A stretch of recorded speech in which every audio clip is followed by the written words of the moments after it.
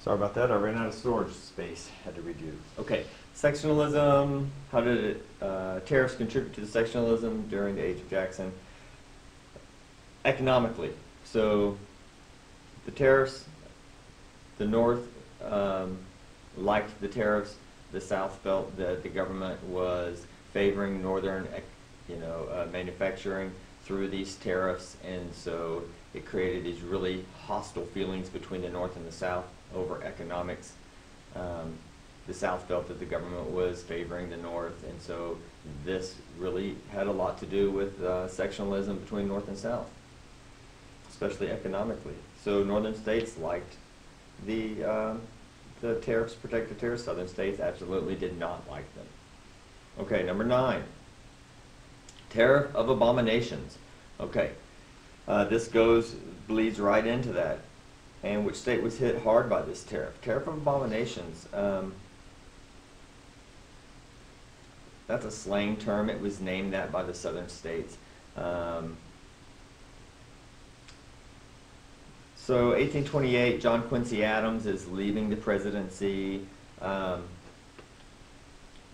He gets a bill passed that is going to increase the amount of tariffs on imported goods, okay, dramatically. So of course southern states hated that. So he leaves office, and now, and that was what the southern states called it, this tariff of abominations, because they hated it, and it was really hurting them economically, because now the imported goods that they wanted to purchase were way more expensive than they were before this bill.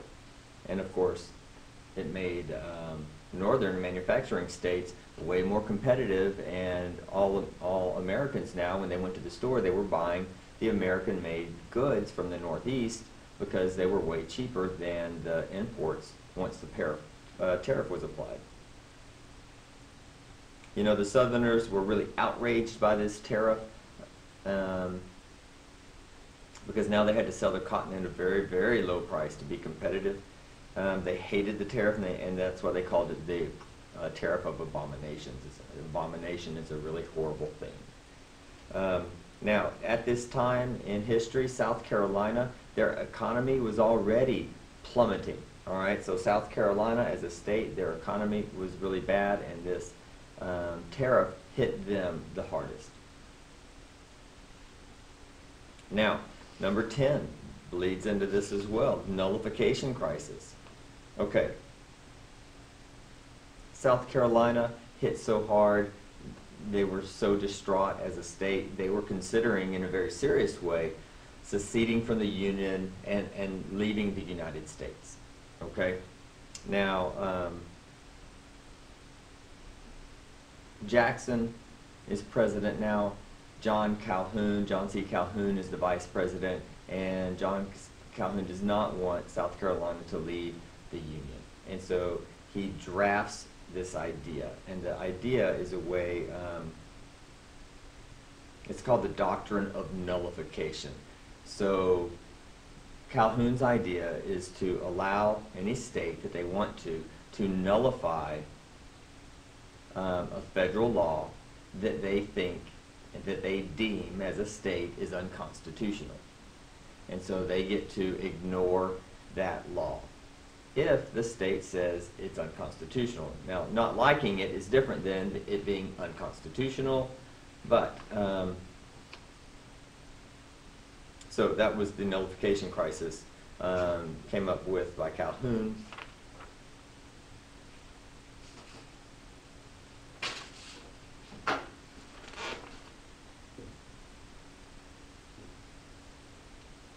Okay, number 11.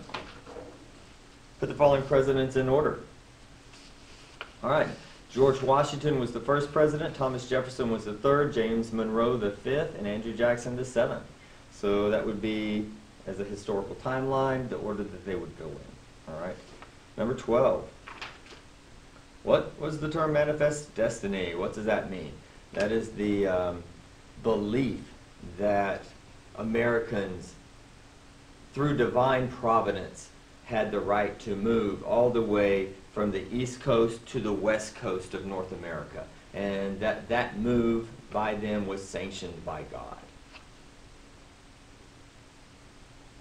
All right. Explain the political, economic, and social roots of manifest destiny. There were some PowerPoint slides that I gave you in class, but if you didn't, political roots really had to do with land acquisition. So,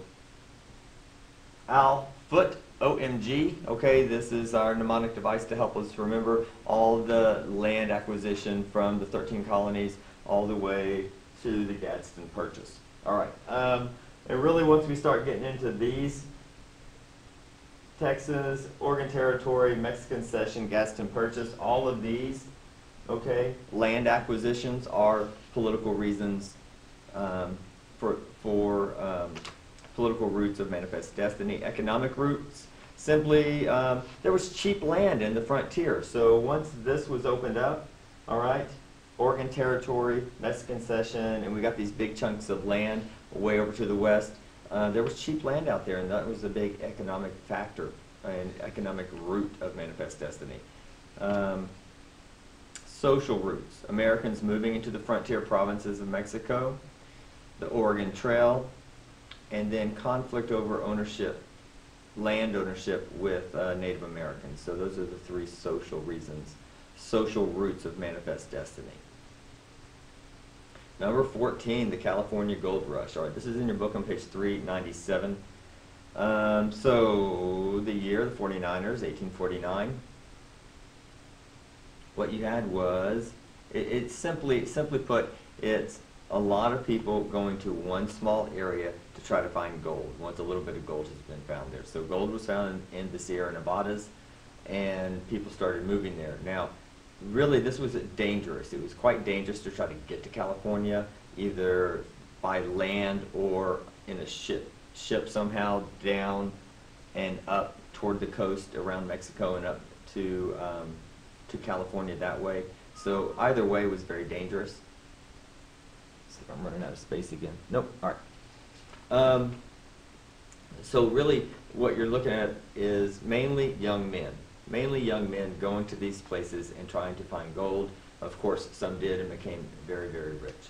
But a gold rush are people going to one area, and at this time it was California, trying to find gold. Number 15. What were the two causes of the Mexican War? All right, really, this idea of manifest destiny, okay, and that is going to bleed into number 18. Two causes of the Mexican War. How did the Mexican War relate to manifest destiny? Number 15 and number 18 on the blue sheet. I may answer these at the same time. Causes of the Mexican War, manifest destiny. If we didn't have this belief as a nation and as a government that it was our divine providence to move west all the way and own all the land from one ocean to the other, then we wouldn't have gone through and tried to have a war with Mexico. We really, were moved to do that. So manifest destiny is a big reason. And now, if you remember, the United States did annex Texas, and then in the video that we watched in class, there was a border dispute between Mexico and the U.S., Neches River, Rio Grande River, what was the border of the United States at that time, how far west was it, how far east was it, and that border dispute, okay, was also one of the causes of the Mexican-American War.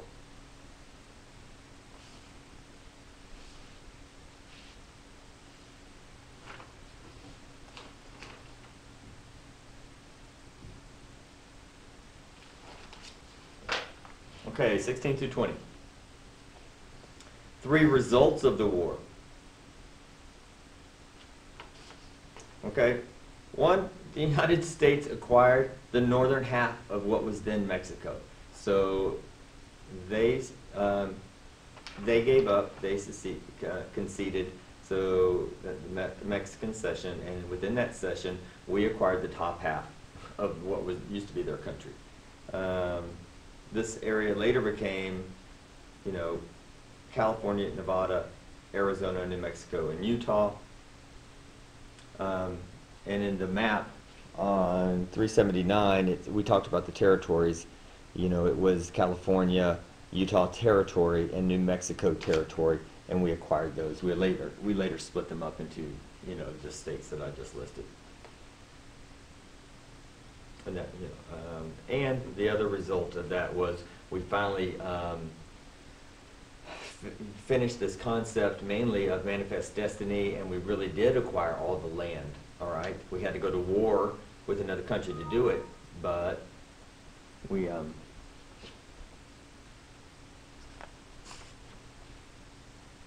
okay, list the starting and ending cities of the following trails west.